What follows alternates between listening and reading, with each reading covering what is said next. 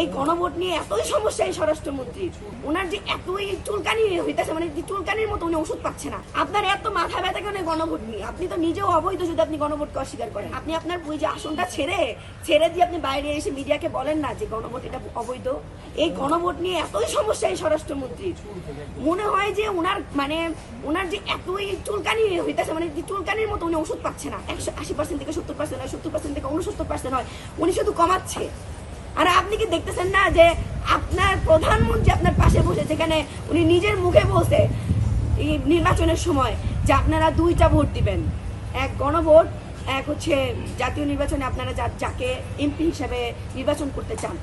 সেখানে আপনি স্বরাষ্ট্রমন্ত্রী হয়ে কিভাবে বলেন যে গণভোট বাতিলের জন্য আপনার এত মাথা ব্যথা কেন?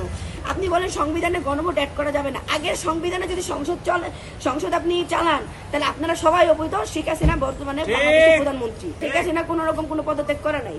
যদি আপনি আগের সংবিধানে সংসদ চালাইতে চান, আমাদের বিরোধী দলের যে নেতাকে বিন্দুরা আছে, বা হচ্ছে যে নাহিদ ভাইয়ারা আছে, বা হচ্ছে হাসনাত ভাইয়ারা আছে, তারাও তো নিজেরাও বলতেছে, বিভিন্ন সমস্যা সামনে তুলে আনতেছে। কিন্তু আমাদের মাননীয় স্পিকারকে দেখি কি, উনি শুধু আমাদের বিরোধী দলের নেতাদের থামায় দেয়। আমরা যখন দেখি, ব্রিফিং দেখি, মানে বিরোধী নেতাদের মানে যখনই কোনো রকম কোনো প্রাসঙ্গিক মানে এই সরকারি দলের কোনো রকম বিরোধিতা করতে আসে বিরোধী দলীয় নেতা, তখনই সময় শেষ। সরকারি দলীয় নেতাদের আপনারা 8 মিনিট করে দেন, বিরোধী দলীয় নেতারা আপনারা 6 মিনিট করে দেন। এটাকে বৈষম্য বিরোধী আন্দোলন করা হয়েছে। এখন কি আমাদের সংসদের এই যে মিনিট নিয়েও আমাদেরকে বৈষম্য বিরোধী আন্দোলন করতে হবে? কোথায় আমাদের আন্দোলন করতে হবে না? আপনারা যদি এই মাননীয় স্পিকারকে আমি বলতে চাই, ভাই আমি ভাই অনেক ছোট, আমরা কিছুই বুঝি না, আপনি দয়া করে এই বিষয়টা নিয়ে একটু ব্রিফিং দেবেন যে আসলে কি এরকম কোনো রুলস আছে কিনা, যে হচ্ছে বিরোধী দলীয় নেতাদের একটু কম টাইম দিতে হয়, বা সরকারি দলের নেতাদের একটু বেশি টাইম দিতে হয়। আমি দেখি বিরোধী দলের নেতা যখনই কোনো যুক্তিসঙ্গত কথা বলে, তখন মাননীয় স্পিকার বলে আপনি চুপ বসে যান, আপনার টাইম শেষ। যখন এই সড়ক দুর্ঘটনা, সড়ক মন্ত্রীকে উদ্দেশ্য করে কিছু কথা বলতেছে, জ্বালানি মন্ত্রীকে নিয়ে যে জ্বালানির বিষয় নিয়ে কথা বলতেছে, তখনই ওনার টাইম শেষ।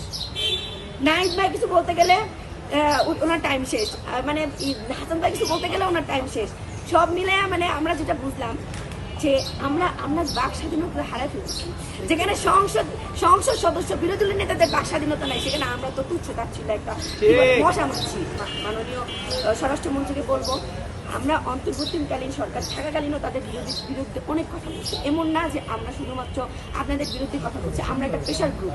আমরা যখন দেখবো আপনারা ভালো কিছু করতেছেন, আপনারা দেশের উন্নতি করছেন, আপনারা দেশের জন্য এই যে আমি তো ভাই জীবনে দেখি নাই, আমি আমার হাসিনা থাকাকালীন আমার জীবনে দেখি নাই যে একটা ঈদের ছুটিতে 350 জন মানুষ মারা যায়। লজ্জা একটা বাস, এখন বলতে পারেন কি যে বাস ডুবে গেছে, সেটাও কি সরকারের দোষ?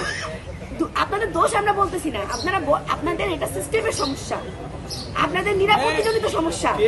একটা বাস পুরোটা ডুবে গেল, সেখানে কতজন মারা গেল, একটা লঞ্চের সেখানে 2-3 জন মানুষ পিষে গেল, সেখানে আরো কয়জন মারা গেছে তার তো হিসাব ছাড়া।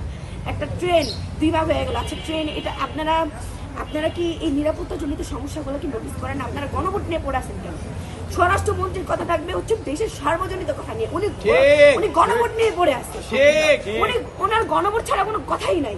আর এই জ্বালানি আর সংবিধান নিয়ে, আরে ভাই আপনি সংবিধান চেঞ্জ করেন না, মানে কোনো একটা ইস্যু নিয়ে কথা বললে সংবিধান কোনো কিছু নেই। ওনার সংবিধান মন্ত্রী কিন্তু খুব ভালো হয়েছে। আমাদের যে মাননীয় স্পিকার, ওনাকে বলবো যে হচ্ছে আপনি ভাই কিছু হইলে কি বিরোধী দলীয় নেতাদের চুপ করে দেন। আরে ভাই বিরোধী দলীয় নেতারা তো সরকার দলীয় নেতাদের বিরোধিতা করবে, এই জন্যই তারা সংসদে গেছে। এই জন্য কি ওনাদেরকে কথা বলার সুযোগটা আপনারা দিবেন না?